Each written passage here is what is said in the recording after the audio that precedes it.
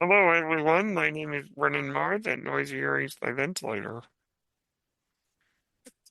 Welcome to the Guest Awakens on Page Turners They Were Not My Star Wars podcast. Believe it or not, we have a new guest joining us from his own amazing YouTube channel. He is the co-host of the Wayseekers podcast, which just did an amazing coverage of Star Wars Celebration this last weekend. It's my friend Scotty Holliday. Hi, Scotty. Hey, and thank you for the love right off the bat. That was an intense live stream. Loved seeing you in the chat, and it was just fun to celebrate with everybody. Yeah, you guys must have been exhausted after that. Yeah, I did. I basically slept away my Sunday, the final Yeah, day. It yeah. was like 21 hours when I finally added it all up, but it was really fun. I'm glad that we did it. It was really good. I mean, there was a lot that they gave us this year. So, Yeah, it was fun. It was a great celebration for sure. yeah. And I'm excited the next one's in LA because then I can actually get there. Yes, and then we can meet. It'll be great. Yes, yes, that would be wonderful. And probably meet up with our other friends too, Jared and Scotty and Jerry and Yep, definitely. Goose and all the crew. Hmm. Alrighty. So, because you're a new guest, I would like to start with a few Star Wars questions. Are you ready? As ready as I'm gonna be. So, how did you get into this galaxy far away?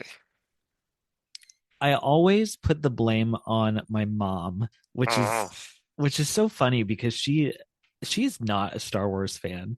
I think it's just her generation. Like she was a kid when the original trilogy was coming out, like a young kid.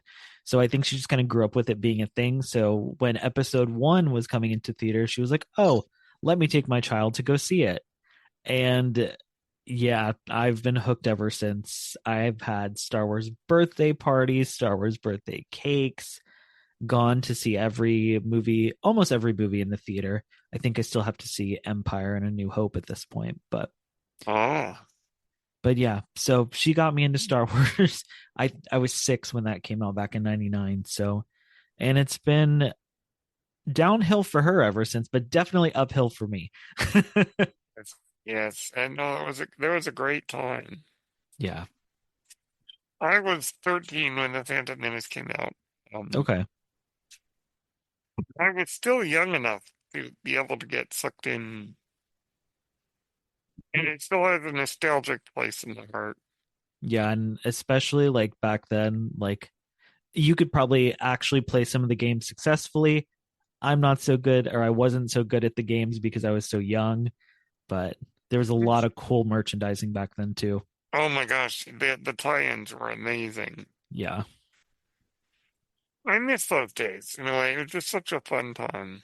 I always like to go look at the toy aisle when I go to the store just to see if they Yeah, have any, Black Series figures that I might not have or, a little Lego set that I might like. And it's always so much less than I remember as a kid. So I wish they did more, but, yeah, at least we had it in the past. we So we get to have did. the nostalgia. What a time that was. Mhm. Okay. So then I have to ask the big question, which every Star Wars fan asks, what's your favorite movie? This is a hard question because I have my favorite movie because I think it's a great movie, and I have another favorite because of just like the nostalgia of it all. So I always say Rogue One is actually probably my favorite Star Wars movie and what I think is a really great Star Wars Nice. movie. But then my like guilty pleasure, not really guilty, but like favorite Star Wars movie out of the main saga films is actually Attack of the Clones. Oh, yes, all right. You are the first person to say that on the show. There's a first time for everything. And you know what? That's great because Rogue One on a art level might be a better film. Yeah. But honest truth is that Attack of the Clones it's a movie that just there's a lot there that's to enjoy. It's so fun. I mean, as far as my relationship with that film, I don't think I'm big on the romantic scenes, but Yeah. some of the fight scenes and some of the chase scenes. Funny enough, I think it has to do also with the rise of the internet as well, with Attack of the Clones, because that came out in 2002. And so at that point, I would have been, what, 8 or 9. So I was, getting on the computer more. They had, Mhm. StarWars.com. You could go through like the data bank and stuff and read about the characters. They had trailers. So I was very much like, especially after going to episode one, not knowing anything about it and then falling in love with the Star Wars galaxy from it. So already being in love with the galaxy in the lead up to episode 2, I think that's why it's like such a favorite and so special to me. Yeah, no, it is, and I also have to say, John Williams' score is so magnificent in that movie. Yes, agreed. So many good motifs. Yes, and it's just has sort of a pulpy energy to it. Yeah. Especially, I think mentioning the pulpiness of it, just like the introduction to the Kaminoans, the kind of eerie themes we hear when they're on Camino. Yeah, I really love those themes specifically because I don't know, they're not dark. They're not like a Sith dark score. It's just kind of eerie but also intriguing. It's very sci-fi. yeah, it's very like 1950s science fiction. Yes. All right, so then I have to ask another question, which is often asked. Hmm. When the plethora of great character Star Wars is given us, who is your favorite character? As of recent times, it's actually Asajj Ventress. Yes. Something about uh, I've realized recently that my Star Wars characters that I love and gravitate towards are the ones that have a lot of trauma and baggage Yes. and have to, Yes. work to just better themselves and to escape, whatever was holding them back, whether it be trauma, whether it was their own head, like basically fighting to pave their own way after issues. And she definitely is that character to me. I just find her super relatable. I'm super sarcastic and dry. And sometimes I'm not the best at showing my emotions. And especially after reading Dark Disciple, I was like, I relate to this character so much. So, Yes. and And we'll get into more of her in a few minutes because yes. with talking about animation. Mhm. So that my fourth question, which I always just throw in at the spur of the moment. So, have you watched any good Star Wars shows lately? Well, there's this really small show. You might have heard of it. It's called Andor. Um, Oh yeah, I've heard of that. I wasn't sure. Not many people talk about this show. Very small, very niche. No, but I just watched the first 3 episodes last night, and I had a blast. It was chaotic. It was campy. It was anxiety inducing and intense at times. It was such a great, you know, reintroduction back to this world and these characters in the series. Yeah, and we've had to wait 2.5 years to get to this point. It's pretty crazy. And then basically we got a 3 hour movie. Yep, we did, and we won't go into spoilers for those who Mhm. haven't seen it. Oh no. Well, good. I'm glad I didn't say anything Yeah, specific. but I will say it did give me one thing that I really wanted to see, Hmm.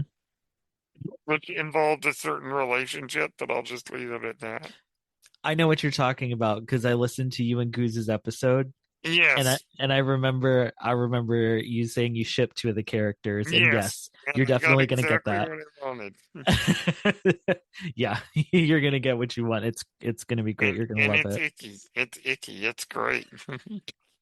It's so ridiculous. The only phrase I can think of for it is gross because I'm like when I see them on screen, I'm like, oh my god, they're just so gross. But like they're perfect for each other. Yeah, yeah, exactly. Exactly. And otherwise, I mean, yes, a great start to the season. Definitely. And also, man, the costume design, my goodness. Oh, yeah. I was just looking at those costumes today. Like, obviously, I saw them in the episode, but I'm so glad that they're being posted on StarWars.com. And not only for us as like the fans who are really ingrained to look at the behind the scenes stuff in the costuming, Hmm. but also to shine a light on the costume designers that spend so much time putting these outfits together. So they get, we get to appreciate their work. Yes, and a lot of the characters look fabulous in their costumes. So good. Yeah. They weren't kidding. I think Yeah, it was Genevieve O'Reilly said at celebrations. She had mentioned and echoing Tony Gilroy about the costume design for this season. Out of this world. It's so good. it is. It's amazing, and I'm glad we've gotten to celebrate that. Hmm. But for those listening, please check out Andor. It's amazing. Yes. Do yourself a favor. It's worth it. Yeah. So we're gonna sort of move away from Andor to the other sort of end of the spectrum because you and I are both huge fans of Star Wars animation.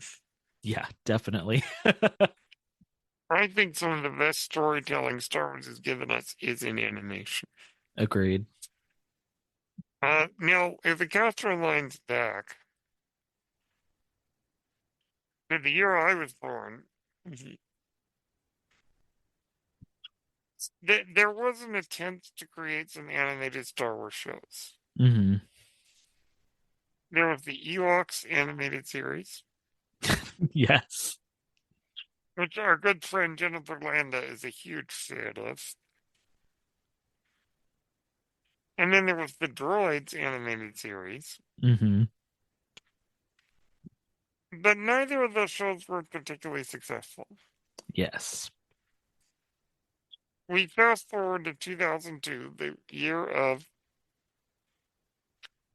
Attack of the Clones, and Jenny Tartakovsky, Hmm. famous for his work on Dexter's Laboratory and Samurai Jack,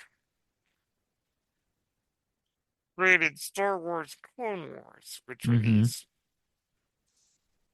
not very long episodes, but they told the story Hmm.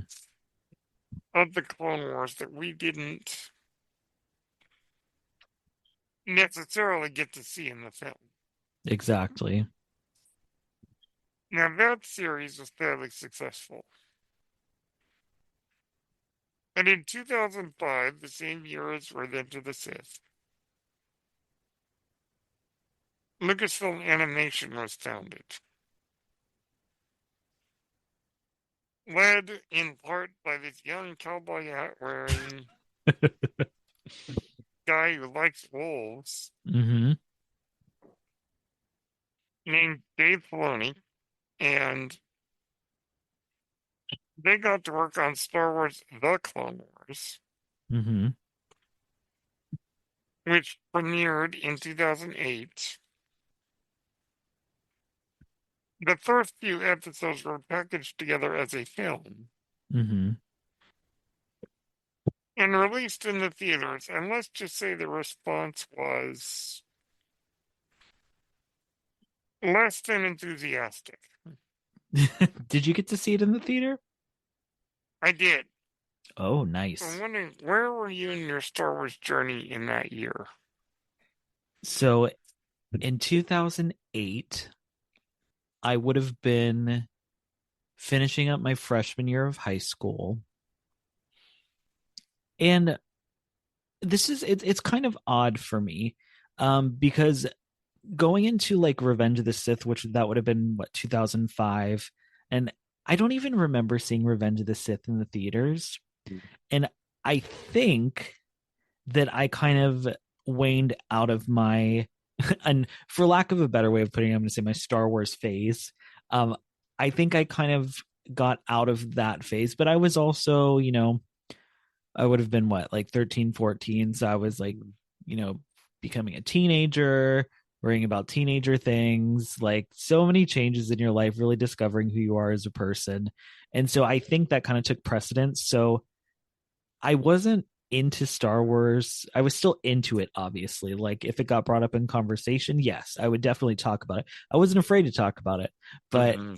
it was definitely nowhere near my where I was as a kid and like where I am now.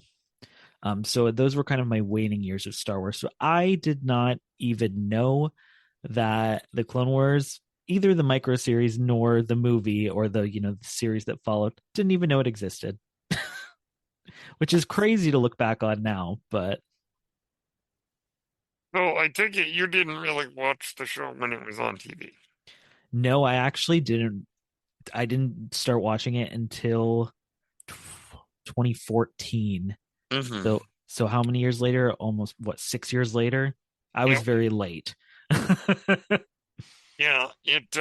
So for a lot of people, myself included, I didn't really get into it until it was on Netflix. And that's when I got into it and learned what it Yes. was. Now I had seen the movie in the theater.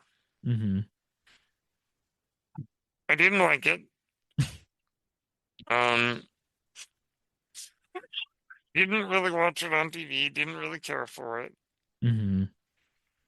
Like a lot of people, I joined in the Ahsoka is annoying bandwagon. I think that I was a bit impressionable Understandable. in that because there was so much conversation about, oh, this sucks. I kind of got sucked into that. Mm-hmm. And in the case of this series, it just didn't work for me. Yeah, it was a rocky start for sure. Yeah. Um, I have to apologize. At the start of the show, I said him, I meant they. Oh, it's okay. I Okay. realized that I didn't even have my pronouns shared Yeah. before, so I was like, I oh wanted to shoot, make let me sure go I ahead and used do the right, that. yeah. So when it was on Netflix, Mm-hmm. um, because the show had unfortunately been canceled Mm-hmm. at the end of season 5, but they were allowed to create season 6 when they put it on Netflix. Mm-hmm. That's when I watched the entire series and went, wow, what have I been missing? Yeah. I imagine that you had the same journey. Oh, that was exactly the same journey that I had. It's so funny. Yeah, listening to you talk about it, I'm like, this is the exact same thing because I binge watched it. Because we didn't have any new Star Wars at the time. The last movie, Revenge of the Sith, came out in 2005, and Lucasfilm, there was no talks of it being sold to Disney yet at this point. Well, debatable, but we didn't know if we were getting anything more. And this was this big chunk of Star Wars, and I was like, you know what? I've been missing Star Wars. Let me give this a watch. And yeah, I binged it. Nights of just watching the Clone Wars. It was great. And it was kind of with the rise of Netflix and whatnot too. So it was cool to have something on Netflix that I had heard of before that wasn't just some random movie, because so I felt a little bit familiar with it, so it was easier to get into. Yeah, yeah. And I remember, I still, me personally, don't really care for the movie. Mm-hmm.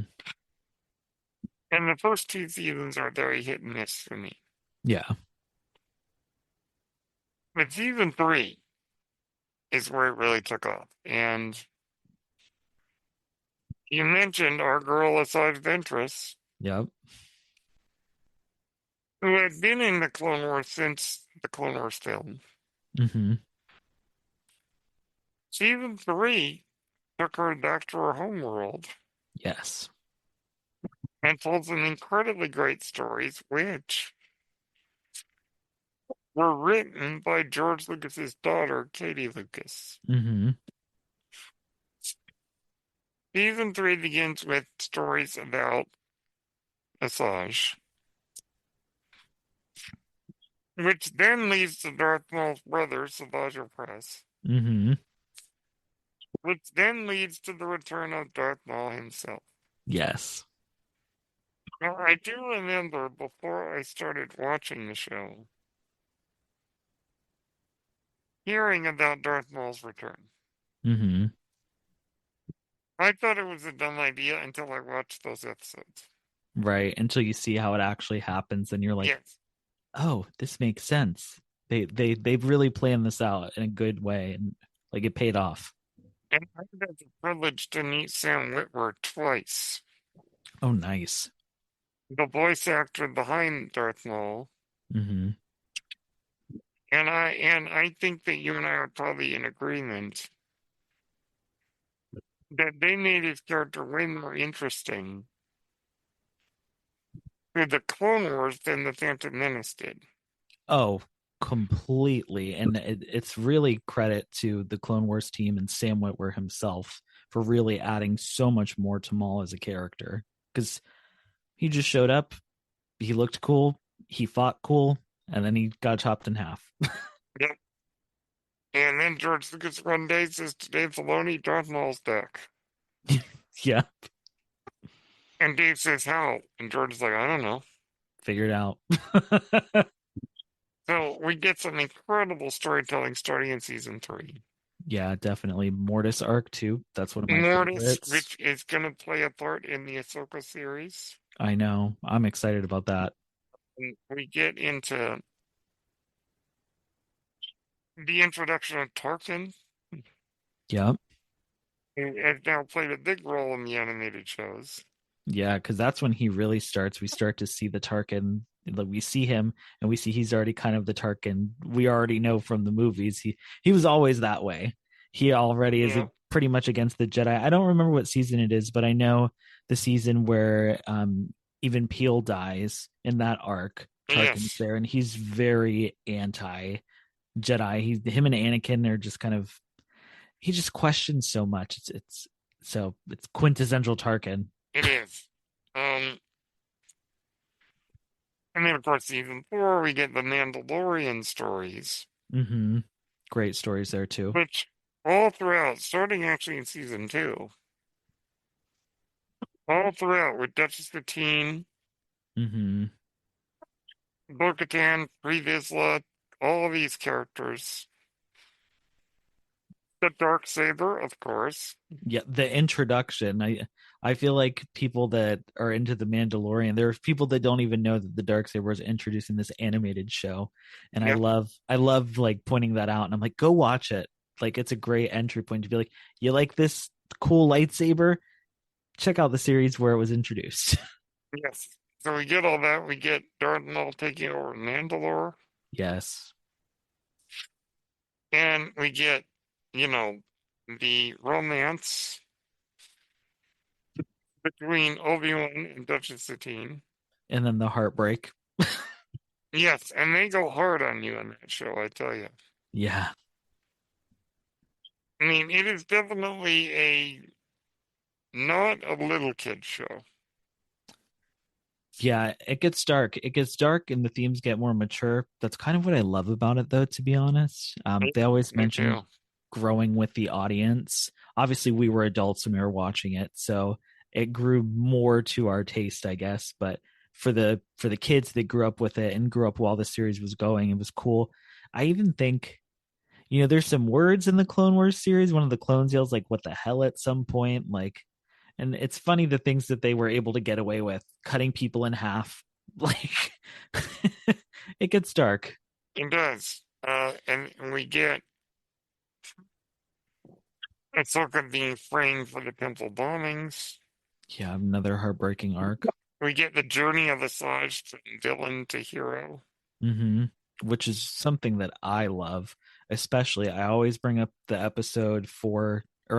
season 4, episode 20, Bounty, where she goes Yes, on the mission with yes. Krait's Claw, the bounty hunter gang.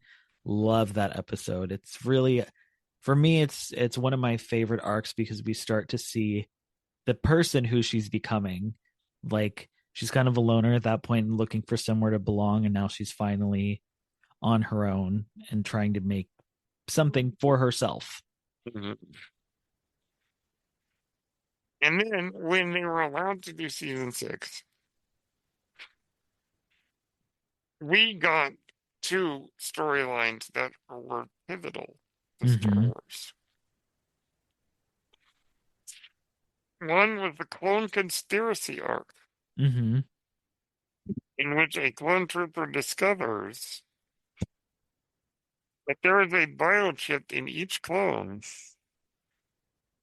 that will make them kill the Jedi on command, Yep. thus explaining Order 66. Yep. R.I.P. Fives. 5D5s, we love Fives. He's amazing. Mm-hmm. And then Yoda's spiritual journey Oh yeah.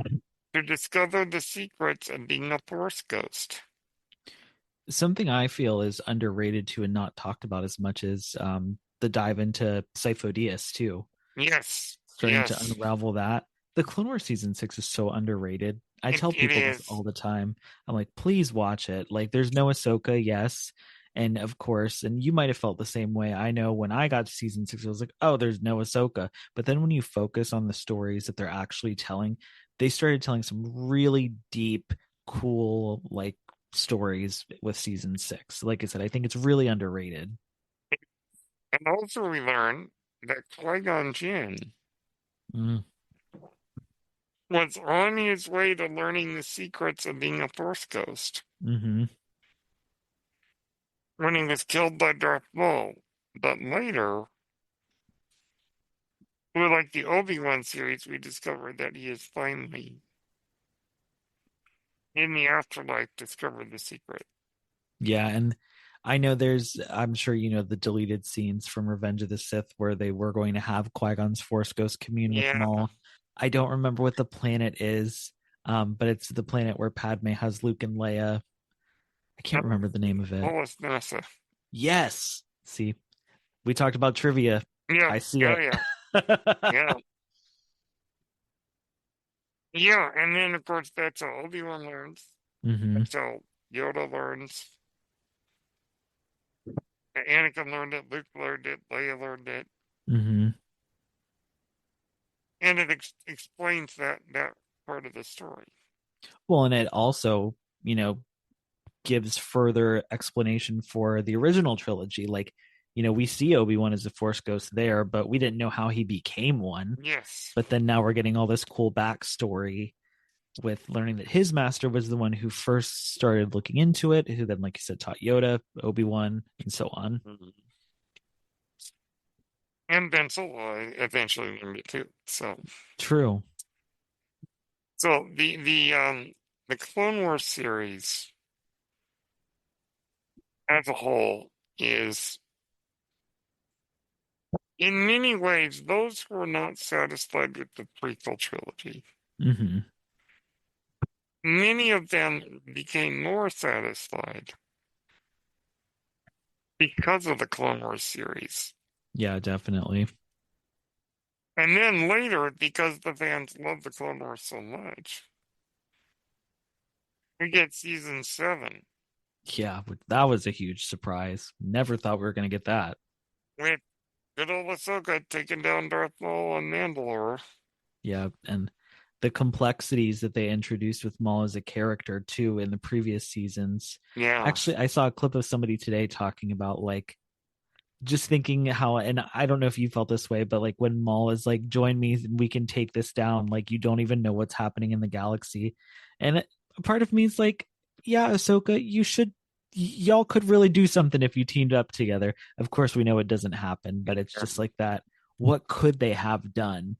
It's so complex. I love a complex character. Yes. And so that's the Clone Wars. And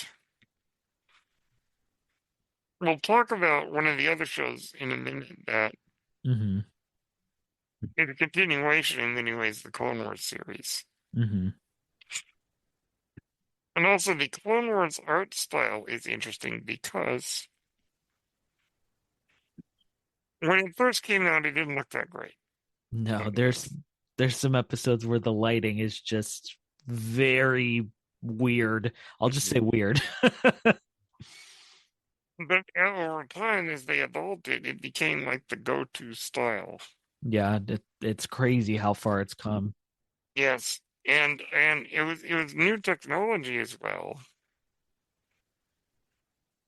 because not only were they animating it by computer, but they were staging it and framing it the way you would in live action. Yes, which is such a cool prospect. Yeah, I mean, Lucasfilm is always looking forward as far as Yes, technology. so innovative. And at first, maybe it was a bit clunky, or McClunky, if you want to put it. Yeah. Um, getting the Georgism, but and then eventually it evolved and Hmm. became has become one of the most important parts of the Star Wars saga as a whole.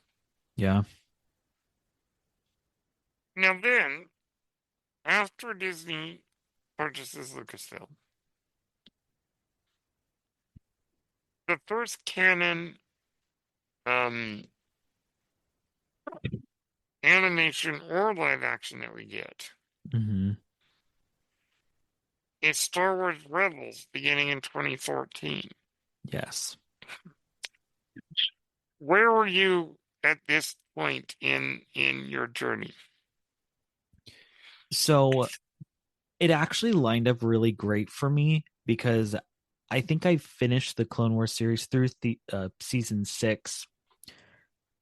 I don't remember the exact time frame, but it was a short period of time from me finishing watching the Clone Wars series for the first time to the announcement of Rebels. So it actually worked out really perfectly for me because I didn't have to wait that long for more animated Star Wars stories. I was definitely at the time in the camp of this animation's ugly. This show seems more, kid friendly than what I was used to in the Clone Wars. I was definitely skeptical.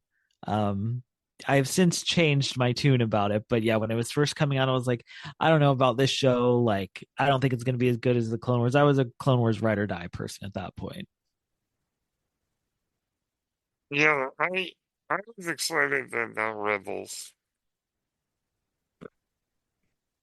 when they announced it, and I watched every episode as it came out.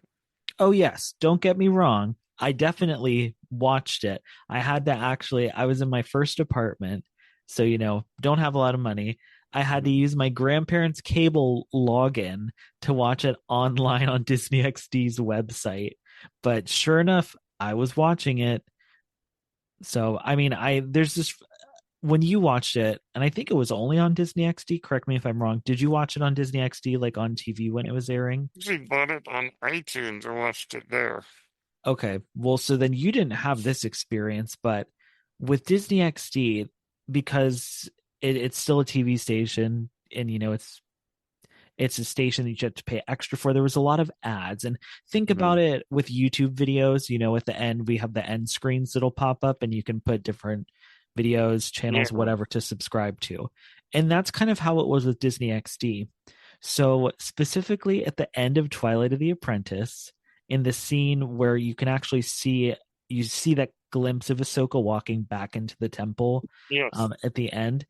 I did not see that when I originally watched the episode because there was a bunch of stuff going on the screen, like talking about what's coming on at 9 and what's coming on at 10. And so I completely missed that. It was a huge shock to me, not to get too far ahead, but it was a huge shock to me when she came back because I missed her little glimpse at the end of the episode from watching it on Disney XD. yeah, I didn't know that she what that was her. Mm, I remember I had seen something and I was like, well, I don't know what that was, but anyhow, the now it's interesting because the other day I rewatched Twilight of the Apprentice, hmm So Rebels began. I enjoyed it from the beginning. It began on definitely a A little goofy, fun. little goofy, a little bit. I'm thinking, I don't know, maybe I'm not old, maybe I'm too old for this. Yeah. I had the same thoughts But occasionally. then the third to last episode of season one, when our old buddy Tarkin shows up to cause trouble. Yep, as he does. For those who haven't seen it, we won't spoil it. But there's a scene where I think all the older, maybe more skeptical Star Wars fans suddenly sat up and went, oh my gosh. Yeah, there was definitely peaks throughout the season where I was like, there are some darker themes that are coming through, or more mature themes coming through here. And there was a specific moment in that episode where the Inquisitor does something rather scary, where I think everybody, myself included, went, oh wow, this is what we're talking about. Yeah. And it was from that moment on, I think it really, those who maybe weren't sure were finally in. Oh, yeah. I was definitely one of those people. And it's funny in hindsight to look back because we had the same thoughts in the beginning of the Clone Wars series, but at this point we knew where that show went over time. And Mhm. it was, we know now it was the same thing with Rebels, obviously, but we were just so focused on what we were getting at the time when it was coming out that it was just so hyper focused on, oh, it's a little goofy. And then when we get these kind of more mature things or these deeper themes, it's like, huh, maybe there is something here with this show. I wish I would have given it more of a chance at first. Yeah. Now, backing up a little bit, one of the reasons I was into the show Mm-hmm. from the beginning is during some of the videos that were kind of behind the scenes explaining what Rebels was. Mm-hmm. There were two actors that, and when I heard their names, I was in. It was a 1-2 punch. First, David Oyelowo as Agent Kellis. Mm-hmm. I had seen him in Selma and was a fan of him. Mm-hmm. So I went, as soon as they said that, okay, I'm like, oh, nice. But the name that really hooked me, Jason Isaacs is the Grand Inquisitor. Oh, yes. Amazing performance. The moment that they announced that, I said, I'm in. Yeah. And I subscribed to the show on iTunes even before they come out. Based mostly on that one detail. Yeah. I mean, great points though. And they gave great performances. So Yeah. you were you were right. And by the way, I might get to meet him in August. Ooh, well, I hope it works out. I hope you There's a get to. convention here in San Jose that's Hmm. coming that he is going to be at. Jason Isaacs. Mm-hmm. Yep, Jason Isaacs will be there, and so hopefully get to meet him. Yeah, I hope it works out. That'll be so cool. I'm also a Star Trek fan, and he was on Star Trek Discovery, so. I did see that when I was looking over your episodes. I saw you had the Star Trek episodes as well. So yeah, that sounds like it would be amazing. But I will tell him that the reason I watched Rebels is because of him. I'm sure he'll enjoy that. Yeah, and he was incredible in the show. Agreed. The cast that they got is great. And I also should say that Clone Wars is that the voice cast for these shows has been extraordinary. Yeah, they've definitely struck gold with the people that they've got, and then bringing actors back to do the same roles or new roles too. Yep. Speaking of all those roles, I've gotten to meet James Arnold Taylor twice. Nice. I've met Katie Sackhoff 3 times. Love her. Yeah, I absolutely love her. And of course, Nat, Jason Isaacs, and a few others. So, Hmm. and Jim Cummings will voice Lord Boy Hondo. Yes, I know. The most crazy crossover of the person who voices Winnie the Pooh voicing a space pirate. But Yes. I love that. It just shows his range. So I've had the great fortune to meet quite a few of these actors. Yeah, definitely.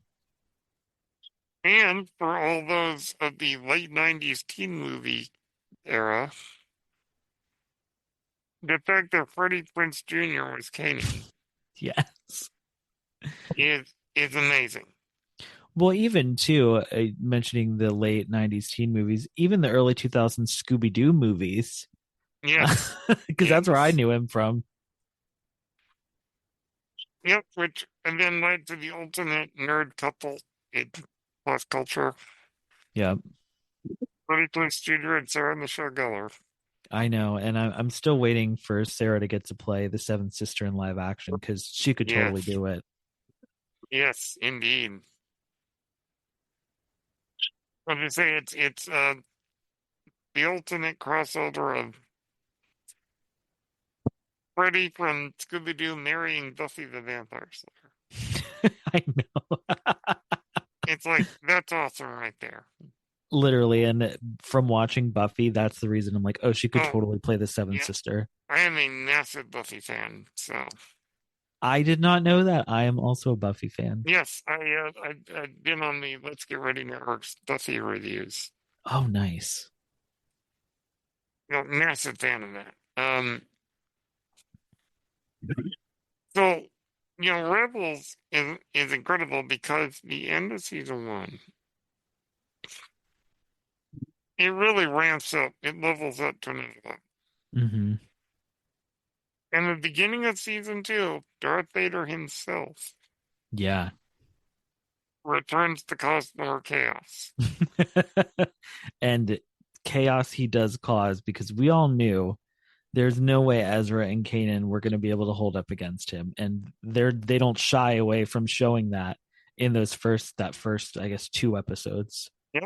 And also at the end of season one, Ahsoka, an older Ahsoka, returns. I have a I have a question about her introduction into Rebels. Uh, So I'm curious because when I was watching it, there was all the teases of Fulcrum, who's Fulcrum.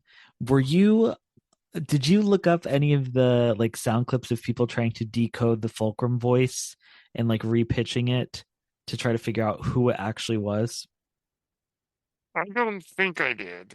Oh, well, I was one of those people. Uh, I wasn't doing it myself, but I was actively like looking it up online.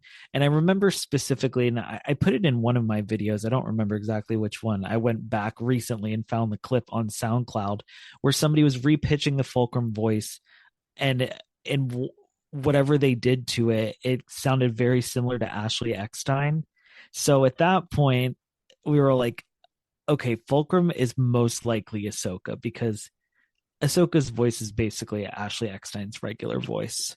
Um, so there's no way they're having her come back to voice a completely different character. So it was really fun to have all that speculation and then to see it pay off. Season two gives us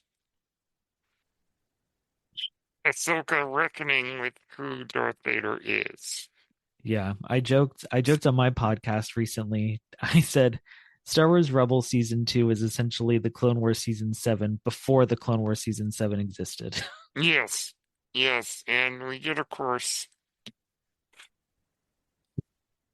probably the greatest, in my opinion, episode of any Star Wars animation, possibly. The two-parter Twilight of the Apprentice It makes me cry every time. at the end of season two, which is extraordinary. The first face crack or the first mask crack too. Yep, the crack in the mask of Anakin Skywalker. seeing his eye peering out, seeing this ancient Jedi temple, Mm-hmm. with the reintroduction of Darth Maul, Yes. and just the incredible way that that season ended with what we assumed might have been the end of Ahsoka. Mm-hmm. See, I'm But getting of chills. course, we I'm were just getting wrong. chills talking about it. But we were wrong Yep. since, she got through there. And then we get season three. And it's season three. We get the introduction of two characters that might be some of the most interesting we've ever gotten in Star Wars. The Bull Boy himself, Admiral Thrawn, returns, or makes his first canon appearance. Mm-hmm. And then the Bendu, Yes. an enigmatic, strange figure living on the planet Avalon, where the rebels established their base. Yes. Um, Admiral Thrawn, as always, being his. Because I had read the old Thrawn books from the 90s. Oh, so yeah, I can imagine how exciting this was for you. It was exciting, and the way that he was played was absolutely how it had been written. Yeah. It's funny. I feel like his actual introduction in season three, I don't feel like there's a huge fanfare about it That's true. because, and I kind of love that. I love how it's just he just comes in, isn't it? In I don't remember the exact episode, but they're on Ryloth and they're trying to get Hera's Kalikori, if I'm not mistaken. I think it was actually before then. Oh, okay. He appeared in the first two episodes of season three. Oh, then I'm completely past that. So yeah, you're But we probably don't right. really get to know him until being on Ryloth, Okay. That's probably why I'm thinking that was when he which was is brought the in. episode that I'm about to rewatch. So, yes. But yes, that's when we really get to see him. Mm-hmm. And the Bendu, if I might make a Lord of the Rings comparison. Now, have you read the Lord of the Rings books? I have not read them, but I've watched the movies. Okay, And I there's a know character. Go ahead. I was gonna say I don't know a lot of the lore, but I know a good amount of Lord of the Rings lore. There is in the books a very strange character that the hobbits meet named Tom Bombadil. Okay. I know the name. Couldn't tell you anything about the Tom character. is a very strange character because it can't really be explained. Okay. He exists almost outside of the conflict. Like, in a way, he's so advanced, he's beyond it. Okay. That makes sense. That's what I think the Bendu is like. That wouldn't surprise me if that was definitely inspiration because we know we have Ahsoka the White, and Dave Filoni has not been shy about the Gandalf comparisons and parallels. So Tom Bombadil likes to sing a lot, and the Bendu does not. So, That's true. The Bendu does not like to sing a lot, but I think one of the things I like about the Bendu too is he brings in, the old school, like the Ashla and the Bogan of the yes, light side and the dark side, those really, really deep lore cuts. yes, and he's like almost beyond the petty concerns, Yeah. the galactic struggle. And he really helps Kanan as a character too within that season, who's really struggling after, being blinded at the end of Yes, season two. yes. Yeah, I think you could totally tell the Rebels is my favorite Star Wars show.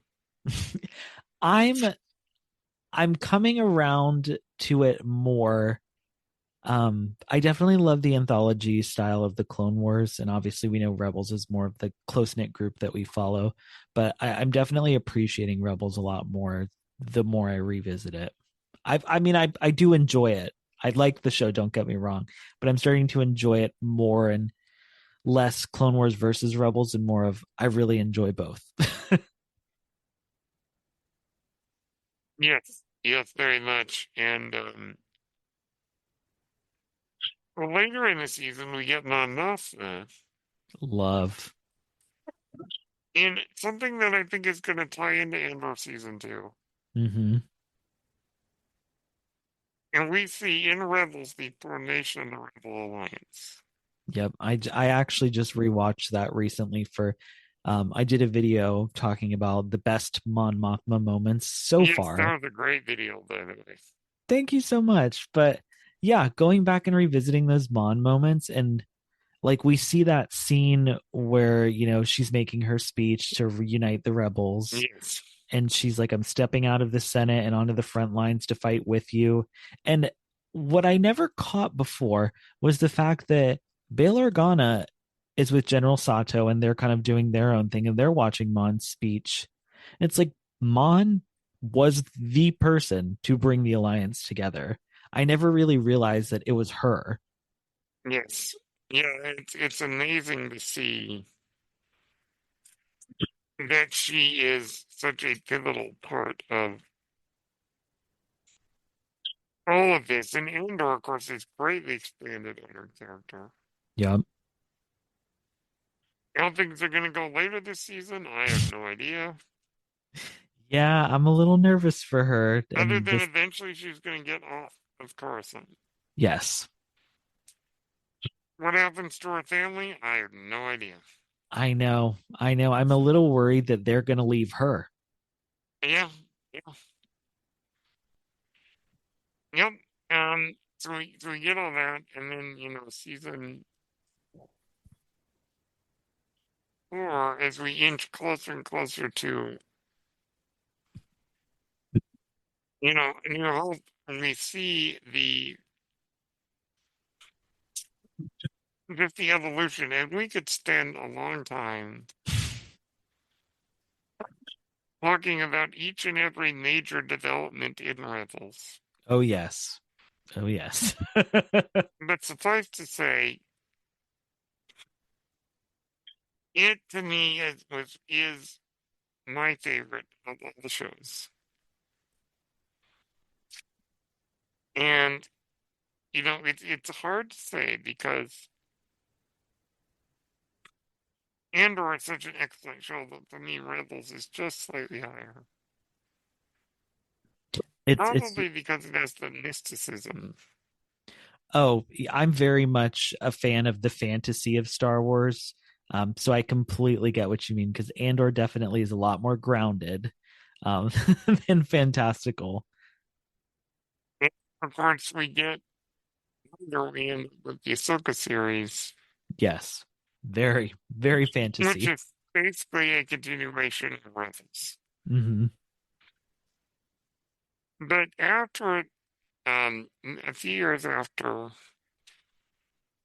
Rebels, we get the Bad Batch. And there's a lot we could say, and we've already gone on, but Bad Batch, yet again, when they announced it, a lesson I have learned over the years of Star Wars is just because it's not something you want at first doesn't mean that it won't end up being something you need. Yeah, that's a good way to put it. The Bad Batch is something I think we absolutely needed. Because just on an emotional level, what it was able to create with its characters. Very true. And And the introduction of a young clone named Omega, mhm. I absolutely love. or she would say it, Omega. Yep. But there's so much that they gave us in the Bad Batch. And season three, for those who might be wondering, is as close to Andor as the animation's ever gotten. Very true. Of being very dark and gritty and shedding some light on Palpatine's return in the sequel trilogy. Which I love. I love that Yes, I subtle, love it. the subtle hints that it drops, and it adds a little bit to the lore. So, what are your overall feelings about the Bad Batch? So my relationship with the Bad Batch is odd. I watched the show. I do think that season 2 is my favorite. Um, I just really enjoyed the different relationships that the Bad Batch got to have, specifically with people outside of the Batch themselves. Because we meet, Romar on Sereno, and let me see, we meet the kids in the mines. Yeah. There's so many different people that we meet in that season. That's where we get the introduction of Fee, Genoa. Um, Oh, yes. we unfortunately get Tech's death, uh, but we also get great moments with Yeah. him throughout that season. Hmm. And in general, that's probably my favorite season. I wouldn't consider myself. It's funny because I love the Clone Wars show, but I wouldn't consider myself a huge fan of clone centric storytelling, if that Yeah. makes sense. So the Bad Batch, while I enjoyed it and definitely watched it, and there was things I liked about it, it's not. It wasn't like at the top of my list, if that makes sense. Yeah. No, that makes sense. I mean, the great thing about Star Wars is it's a buffet, Exactly. Yep. and it has everything you could want. Bad Batch, Tech, I think, Omega's my favorite character from it. But like a lot of people, Tech really resonated with me. Yeah, for me, my favorites are Tech and Echo, which is another reason why I probably like season 2 so much because they got time to shine the most in season 2. Yes, and the Bad Batch were actually introduced in season seven, the Clone Wars. Mm-hmm. It's basically a space A team. But I think that when you're sticking at season two, just really quick, the scene where Tech tells Omega basically that he's neurodivergent Yes, that was such a beautiful scene. is a beautiful moment. Mm-hmm. Um, and then for me, season three just completely took it off the rails. It's amazing. And we could go on and on. We could go into Resistance, we could go into the Tales of and Visions, and it just goes on and Yep. on. But suffice to say, I think Star Wars animation has given us some of the best storytelling in Star Wars. I completely agree. I think it's honestly some of the best Star Wars in general. And so I have to ask as we end, Star Wars Celebration announced Mm, the next animated show, Lowell Shadow Lord, yes. the continuing adventures of one Darth Maul. Are you excited for that one, Scotty? I am extremely excited. I like the idea that we're going to continue exploring the complexities of Maul, especially from where we see his arc go starting in the Clone Wars season 7 and then, his reintroduction in Rebels. I'm really excited to see that story. I'm excited for it to get a little dark and a little gritty. I hate using the phrase dark and gritty, but like I feel like that's the perfect way to describe what we've seen and know about this show so far, which isn't much. I'm excited to see what they're going to do with his character. And we talked about Sam Witwer a bit ago. I'm Yes. excited that he kind of gets to lead his own series now. I'm really happy for him.